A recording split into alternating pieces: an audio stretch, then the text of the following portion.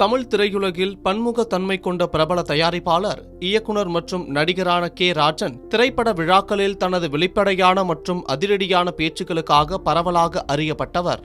1941ஆம் ஆண்டு 25 பிப்ரவரி மாதம் அன்று பிறந்த இவர் இன்று தனது 85வது வயதில் தற்கொலை செய்து கொண்டது திரையுலகில் அதிர்ச்சியை ஏற்படுத்தியுள்ளது. கே. ராஜன் திரைப்பட தயாரிப்பு மட்டும் இன்றி இயக்கம், கதை எழுதுதல் மற்றும் நடிப்பு என சினிமாவின் பல்வேறு துறைகளிலும் முத்திரை பதித்துள்ளார்.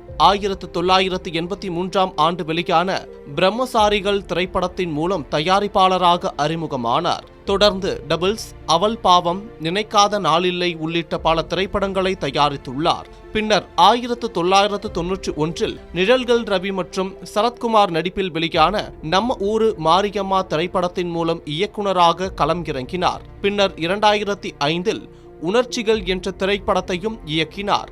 அது மட்டும் இல்லாமல் தங்கமான தங்கச்சி மற்றும் உணர்ச்சிகள் ஆகிய படங்களுக்கு கதை எழுதியுள்ளார் என்பதும் குறிப்பிடத்தக்கது. மைக்கேல் ராஜ், சொந்தக்காரன், வீட்டோட மாப்பிள்ளை, பாம்பு சட்டை ஆகிய படங்களில் நடித்துள்ளார்.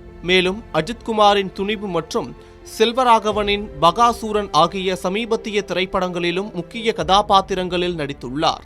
திரைப்பட இசை வெளியீட்டு விழாக்கள் மற்றும் சினிமா நிகழ்வுகளில் தமிழ் சினிமாவின் தற்போதைய சூழல், தயாரிப்பாளர்களின் நஷ்டங்கள், நடிகர்களின் சம்பள உயர்வு மற்றும் எவ்வித ஒளிவு மறைவும் இன்றி மேடைகளில் வெளிப்படையாக பேசும் குணமுடையவர். இதனால் சினிமா வட்டாரத்தில் எப்போதும் பரபரப்பாக பேசப்படும் நபராக விவாத மேடைகளில் திகழ்ந்தார்.